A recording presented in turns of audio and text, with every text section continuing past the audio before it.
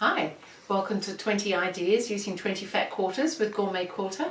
I'm Susan Clare, GourmetQuilter. We're doing a whole lot of different series this year in 2020, each with 20 parts, with 20 videos, 20 patterns, 20 ideas. So this time we're doing with the fat quarters, as I just said. I started with a stack of 20. We cut them all so that all the fat quarters were cut the same way, and then we're using those same 20 fabrics throughout all these different projects. In part one we had a chart of how we cut up the fabrics. We had some labels so that we could label everything. We've got some pieces here. We're already now up to idea number 12. So we're doing really well. We've got through quite a few of them. So this time though, instead of using some of the new parts that we'd cut, we're going to be using some leftovers. We made a couple of ideas ago. We had this great idea for a little sailing boat quilt, and when we made the sails that were triangles, we had some quite large pieces left over. So we're using some of those this time in this bag. So in fact we're using most of them, I think, this time. So I've just popped them together going around this bag. Now the most useful bag, it's fully lined. It's got a drawstring. It would be great for putting in, it could be a good laundry bag, it could be good for putting a quilt in, it could be good for any number of things that need to live in a bag. Even in your linen cupboard to keep some linen in, there's just so many things. So I thought we'd just go ahead of how I've gone about making the bag. I think it's pretty straightforward, but nonetheless we'll go through and I'll just show you what I've done. So we needed to have some cord to do that with. I've put little ends on the cord, so I'll show you quickly how to do those as well when we get to that point. So we needed some of the triangles that were left, as I said, from the sailboat quilt part, and I had suggested then that we might do a little bit of a scant distance between the two so that we could get these squares out of it. And we can get these squares out. There's very little to trim. We do need to trim them, and even though it's only such a tiny amount to trim at times, it's still worth doing just those funny little bits. It is quite close, but we can just trim off the tiniest little whiskers, and it makes all the difference to the piece when we go to put them together, because everything then is the right size. And so I'm just lining up the diagonal and the size on this little ruler here, and as I said, you can see there's very little to trim off, but it makes all the difference, because I now have a very nice looking unit where I had one that wasn't quite nice, but now it's very nice. So I suggest that they do be trimmed, even though it's such a small whisker of trimming. And then we're going to put them together into rows like this. So I need to put together a couple of these. Which ones shall we use? In fact, I might trim up this green. I quite fancy this green. So I'm just going to trim this one as well. And we can do a sort of insert panels, if you like, so that we make them up into two lots that have got 8 pair of triangles along. So we're using 32 of these little units. And we started out, we would have had 40 of them. So there's a little bit of choice if there's a couple you didn't want to include for whatever the reason. We need some fabric for the actual bag, so we cut a top piece and a large piece for the centre bit and another top piece, and then we've got the casings to do as well, and then there's the lining as well. So I've gone ahead and I'm using this dark one for my main fabric, and I'm using this lighter, well, slightly lighter grey for the lining on this one. But we'll go ahead and get this little unit finished. We need, as I said, 2 of these. I've already made the other one. This one just needed to have its last little set of triangles on.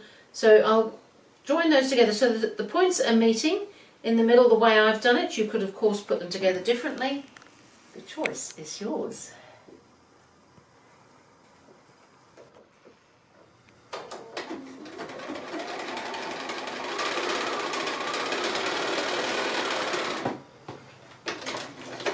So I found the best way to do it was to then press that seam open, because there's quite a bulk where those seams meet. I had pressed all the other colours into the the other seams into the darker colour rather than the light background. And then I like to press this seam open when it's that bulky, because everything just sits a little bit better. and then we just need to join them into the rows like this. So we'll pop this one on here.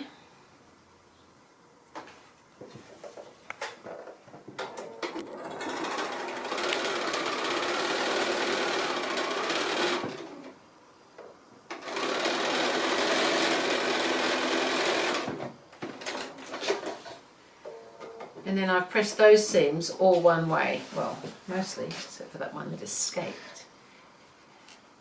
Just there. Now I like to press it generally from the front, but sometimes you just need to encourage them over first. A little bit. So that's looking pretty good. So that's one of these side panels. And I've already gone ahead and put the other one in place with the main fabric. So what we end up doing is making this great long strip with two of these panels in it,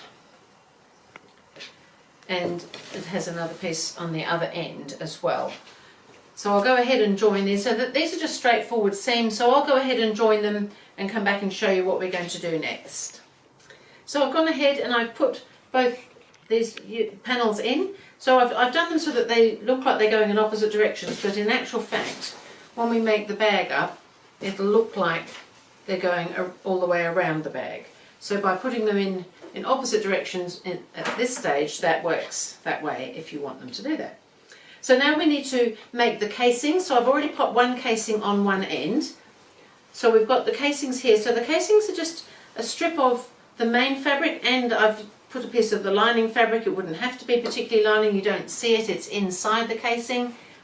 And I've just joined them together at the two short ends, and then we just turn them out the right way and press them, and then they just need to be top stitched. So I'll go ahead, I haven't top stitched them yet, and do that.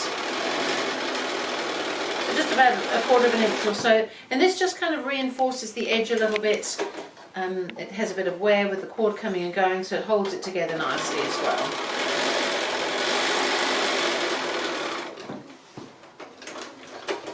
And then that needs to be pressed in half, and then we're going to get the lining ready as well.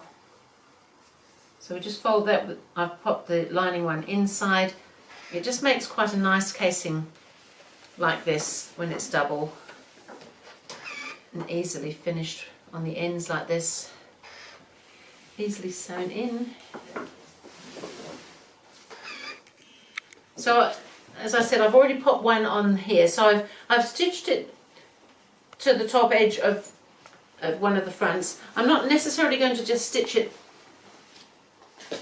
this time. I'm probably going to do it whilst I include the lining at the same time, because we've got to attach that too. But we do need to put the casing to one edge first, because we're going to need a gap for turning, and we're going to do that along the casing. So I've stitched one because it needs to be stitched before we attach the lining, so that half of it at least is attached to the casing, to the bag.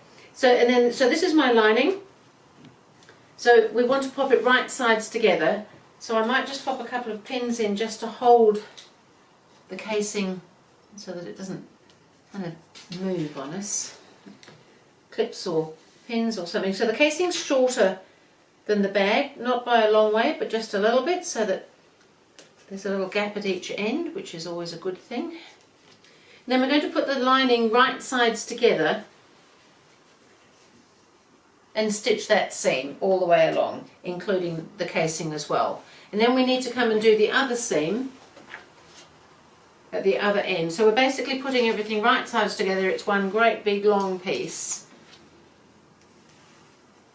And we can stitch this one, but when we do this one, because the casing's already attached to the front here, we just need to leave a gap in the middle, so maybe 4 or 5 inches in that seam there. But this one we sew all the way across. So I'll go ahead and get these seams done and then show you what we do with it next. So I've gone ahead and I've done the seams, and I've left my gap here in this seam where the casing will pop out. So I've just turned it out the right way again now. And I'm just going to press it. So we want to press it so that that gap will close over, because we're going to be doing some stitching later to do that. But at the moment we want to press it so that it will sit as if it was stitched with that 1/4 inch seam turned in. So this is all.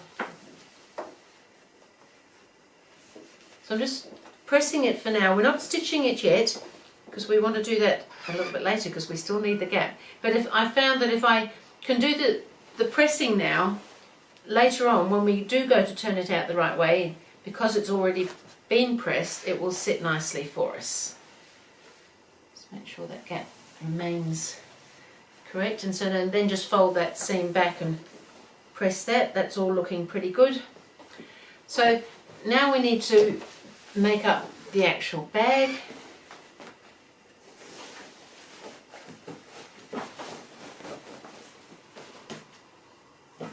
So I'm going to open this out this way this time so that the main bag is to the main bag and the lining is to the lining. And we're going to join these whole long seams. So we want it to meet in the middle here. So we can pop a pin where that seam is there, just to make sure it stays there. And then we're just going to sew from this end all the way down to this end on both sides. Because we've left our gap here for turning, we can join the whole way along the sides. And just make sure that your seams meet on your little panels here so that they look like they're just going around. So I'll go ahead and get these 2 long side seams done and then show you the next bit. So I've stitched the 2 long side seams and we've got our little gap here, so now we can pull our bag all the way through the gap there. It's such a great place to have a gap in here because you don't actually know that there is a gap really by the time we finished with it anyway.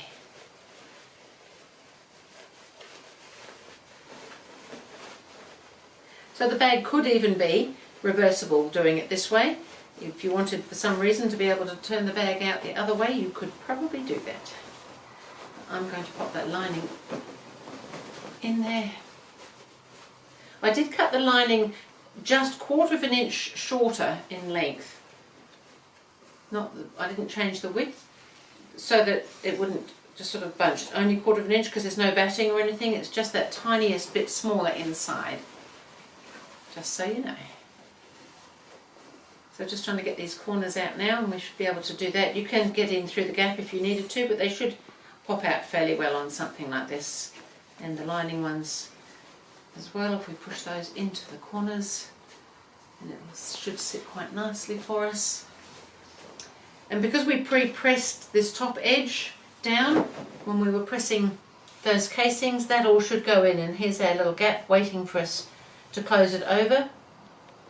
So what I'm going to suggest now is that we do a line of top stitching all the way around where the casing, just below, about 1/8 inch away from the seam, and that will include then closing that little gap. So you can stitch it from the inside so that you can be sure of getting that in there if you want to, and I probably will do that. So just 1/8 inch all the way around so that you've got a gap between your casings on the sides there. And as I said, we'll do that top stitching all the way around about 1/8 inch away from the join of where the casing comes out so that it closes over the gap, and it just holds that top edge nicely as well.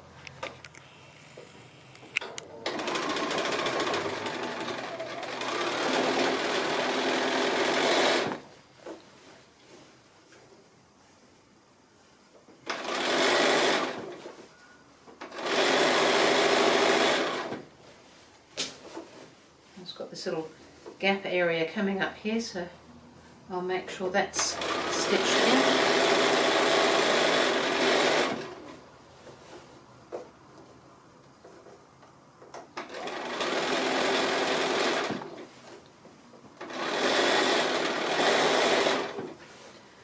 So I think I'll just keep going and stitch all the way around, and then I'll show you what we do with the cord and the ends.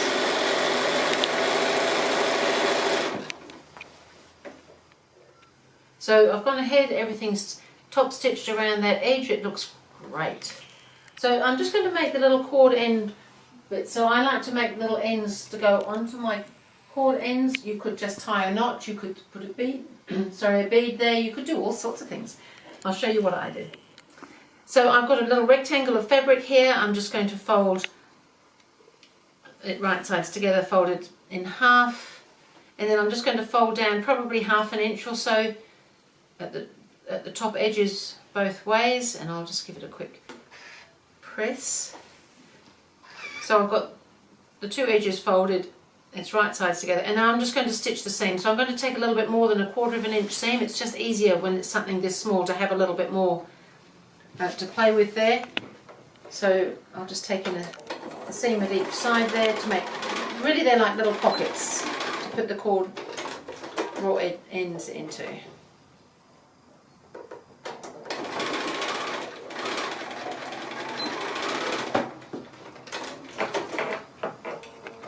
And then I just like to trim up from the corners, and I just trim the sides a little bit too. And I also like to just trim this top corner so that the little bits don't stick out at the top.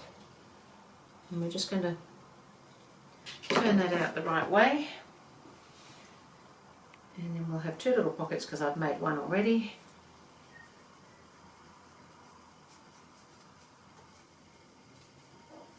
Just a pencil turner. Push those little corners out. There's other ways of making different cord ends, but this is a fairly sort of squarish sort of bag, so I thought little squarish cord ends would work too. Oops. So it's really just a little pocket that we can tuck the ends of the cord into. So I'm going to pop the cord in now. So what I'm suggesting is that we have 2 pieces of cord, so that you can pull it out either side so that it pulls up nicely. So to do that I thread in, so I'm threading, so we cut the cord, I should tell you this, just a little bit longer, not a lot longer, but a little bit longer than the bag is wide, so that there's just enough sticking out so that you haven't got great lengths of cord when it's not drawn up. And then I've put the 2 of them to go through one side, and then we'll have to swap over and bring one back the other way, and one goes on round so that they pull out from each side. So we're nearly done. So good having those triangles that we can use from another project. Quite often we have things like that left over from projects. And so with them both through one side, I'll take one of the cords off, and we'll take this one. Just, you don't want to pull it through because the cords are not much longer than the gap. Just keep an eye on the other end. And we'll thread this one through this side now. And then we can pop an end on it so that we don't lose the other end. But we might bring them both back so that we can do both the ends at the same time. So just keep an eye, as I said, on these ends that they don't pull against each other, and pull the other one through. So now this one has to come back and meet itself at the other end, so we want them meeting at opposite ends.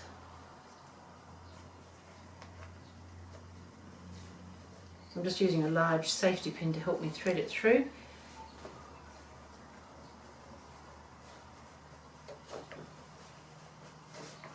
Keeping an eye on my ends here. And we're nearly done. We've just got to put the ends on, and we will have this amazing large drawstring bag to fit so many things in. Often we want to throw a quilt in a bag for some reason. We want to put our winter woolies in a bag when it's summertime. We want to put our summertime togs in a bag when it's winter time. We might want to keep sheets in bags in our linen cupboard, blankets, quilts. We might want to go away somewhere and we need a bag to put things in. Oh, so many things you need a big bag for. So I've just tucked those ends into one of those little pockets, and I'm just going to stitch across and do that on both lots, and then we can have a look at it finished. So I'm just stitching from one side to the other of this square, and I'm just going to go back over, so I like to just reverse all the way back again. Gives it an extra hold on the cord there. So same on this end, tuck these ends into this little pocket here.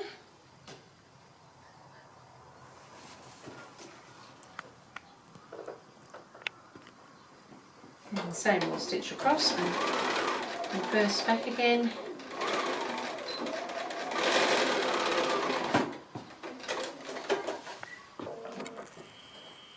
And trim off any little threads that are just sitting around, as they always do.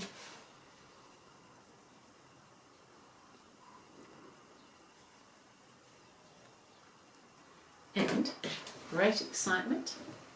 So we've got a nice lining, it's fully lined. You could, as I said, have it out the other way if you wanted to. And we can draw it up, we can fit lots of good things in there. So I hope you've enjoyed that idea for using up some of our fat quarter fabrics, particularly leftover parts from other quilts and things. So that was our large drawstring bag. We now have 2 of them. How exciting is that? Double the fun. So that was project number 12, so I will see you again with project number 13.